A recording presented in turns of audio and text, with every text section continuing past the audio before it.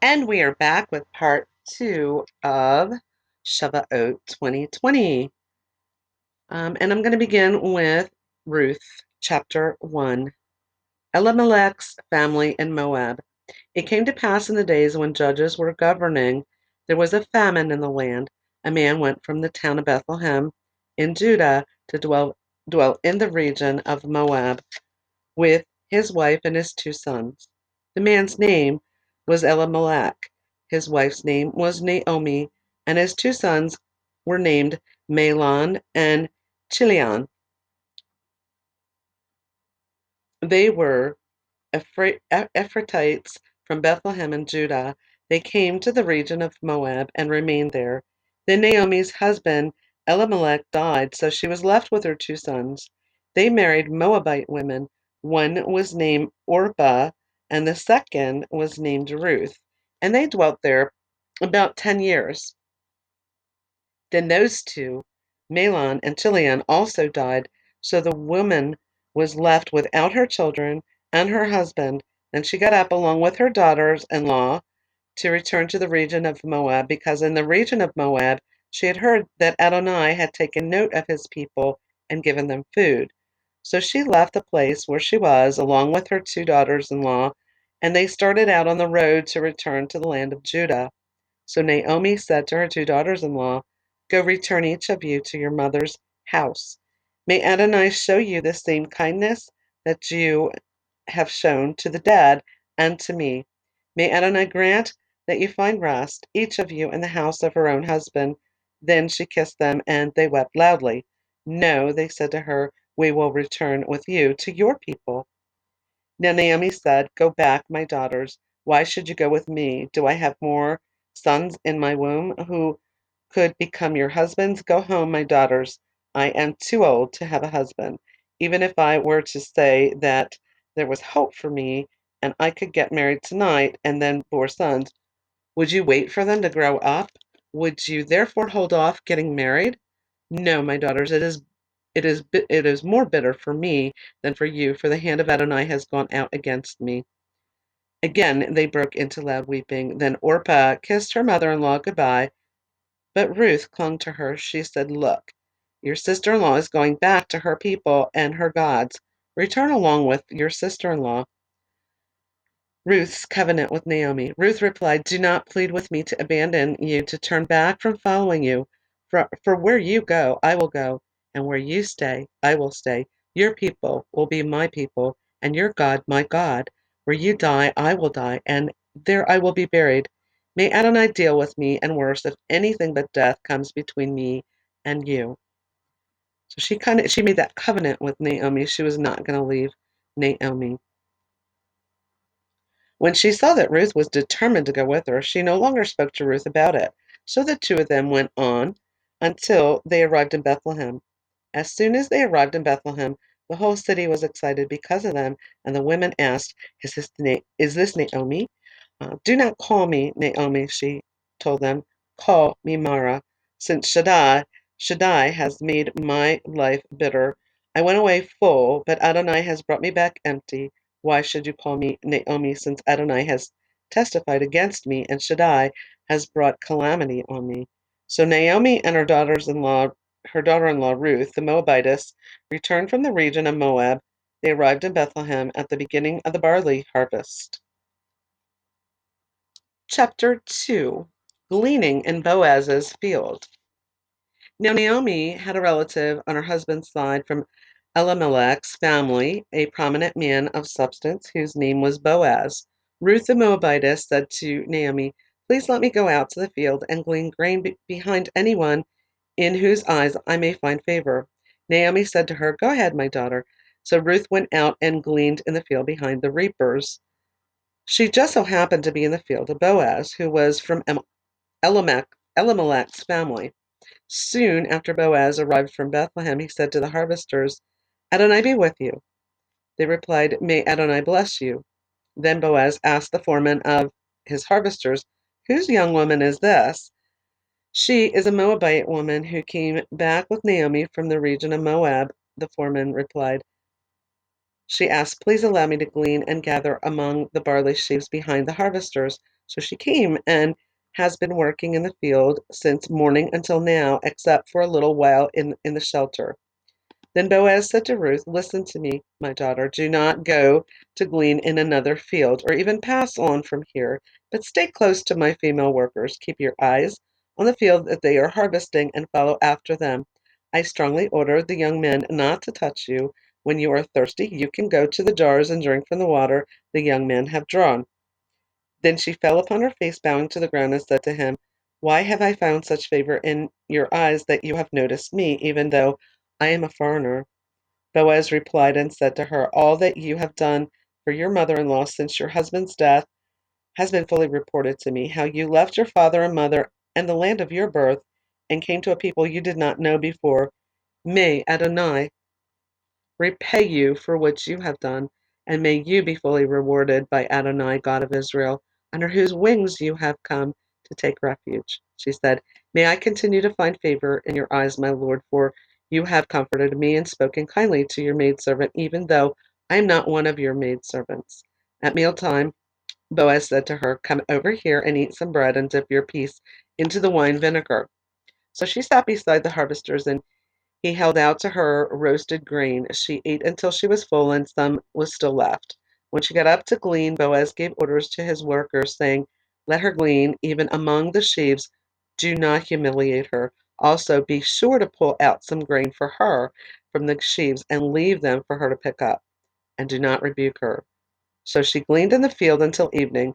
When she thrashed what she had gathered, there was about an ephah of barley. She carried it back to town, where her mother-in-law saw what she had gleaned.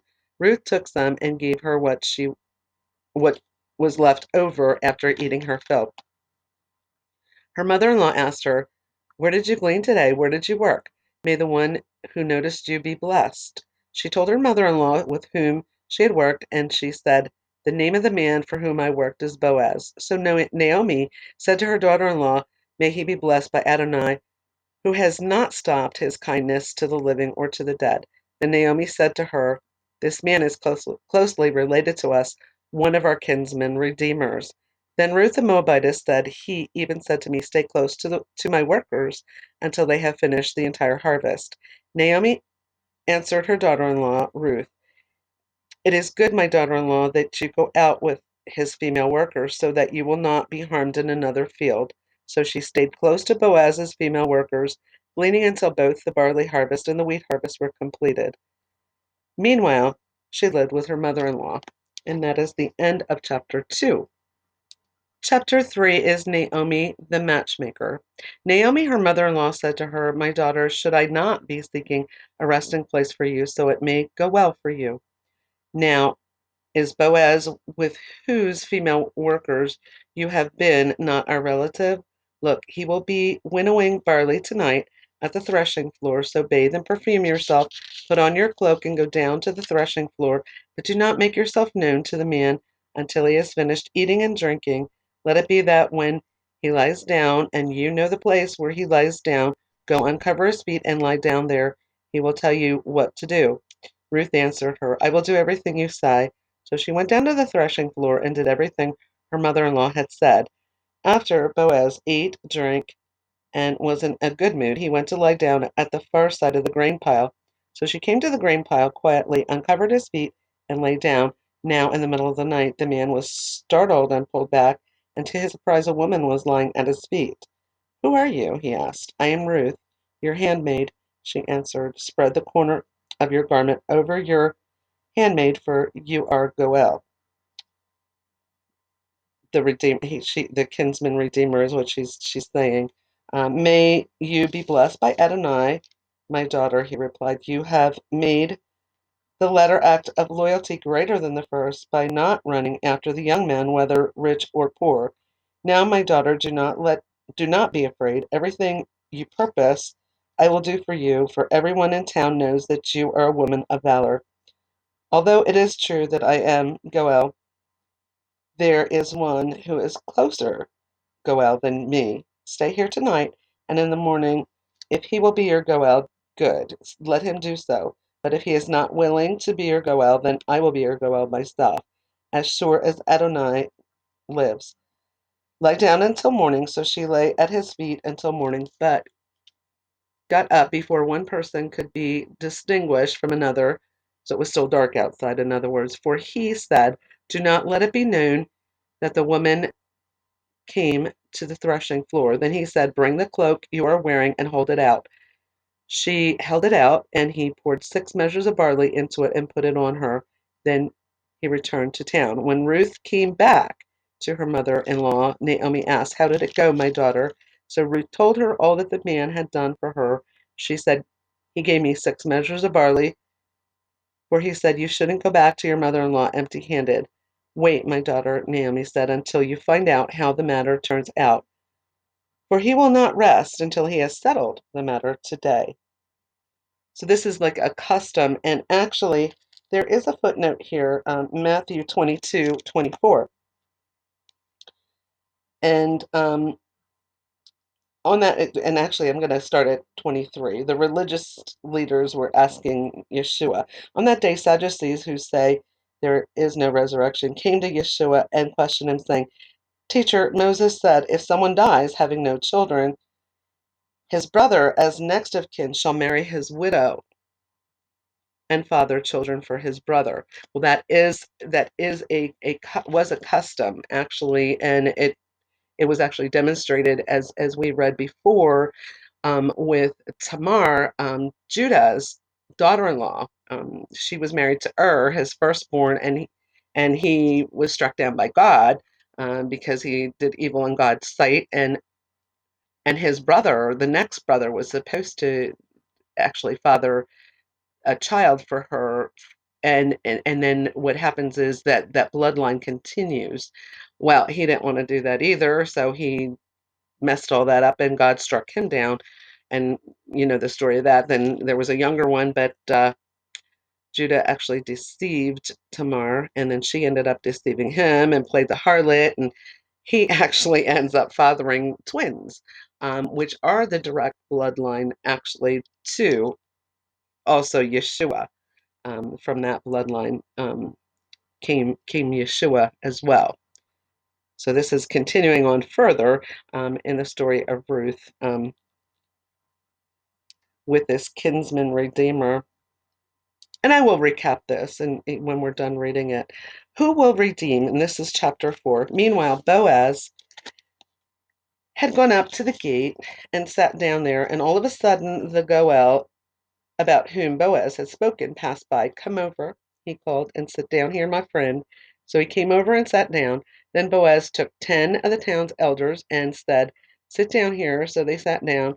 Then he said to the Goel, "Naomi, who has returned from the region of Moab, is selling the parcel of land that belongs to our brother Elimelech. I thought I should inform you, saying, buy it in the presence of the people sitting here and in the presence of the elders of my people. If you want to redeem it, redeem it. But if it will not be redeemed, then tell me, so that I can know, because there is no one else in line to redeem it. I am after you." "I will redeem it." Then Boaz said, "On the day you buy the field from Naomi's hand, you will also acquire Ruth the Moabitess, the wife of the deceased, in order to raise up the name of the deceased over his inheritance." The kinsman said, "Then I cannot redeem it for myself, or else I might endanger my own inheritance. You take my right of redemption for yourself, for I cannot redeem it." Now, in the past, in Israel, one removed his sandal and gave it to another in order to finalize the redemption and transfer of a matter.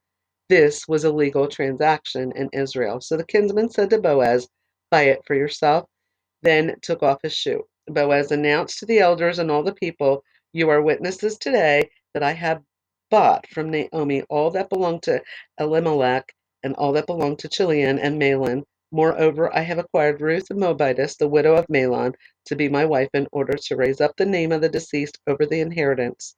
So the name of the deceased will not be cut off from his brothers or from the gate of his town. You are witnesses today." All the people at the gate and the elders said, "We are witnesses. May Adonai make the woman who has come into your house like Rachel and like Leah, who both built up the house of Israel. May you prosper in Ephrath and be known in Bethlehem. May your house be like the house of Perez, whom Tamar bore to Judah through the seed that Adonai will give you by this young woman. So Boaz took Ruth, and she became his wife. When he went to her, Adonai enabled her to conceive, and she gave birth to a son. Then the woman said to Naomi, "Blessed be Adonai, who has not left you without Goel today. May his name be famous throughout Israel. Moreover, he will be to you a renewer of life and a sustainer of your old age. For your daughter-in-law, who loves you and is better to you than 7 sons, has given birth to him." Naomi took the child and held it to her bosom and took care of him. The neighboring woman gave him a name, saying, "A son has been born to Naomi," so they called him Obed. He was the father of Jesse, the father of David. These are the generations of Perez. Perez fathered Hezron. Hezron fathered Ram. Ram fathered Aminadab. Aminadab fathered Nahshon. Nahshon fathered Salmon. Salmon fathered Boaz. Boaz fathered Obed. Obed fathered Jesse. And Jesse fathered David. And we know David is in the direct line of Yeshua. So if we go backwards from Perez, we know that goes to Judah. Judah goes to Jacob, also was renamed Israel by God, and it goes back to Isaac, and then goes back to Abraham, Terah, and so forth and so on. So we can see the generations and where this has all come from. And I'm going to pause this and come back with part 3. And I'm just going to highlight this, and then we're going to read Acts.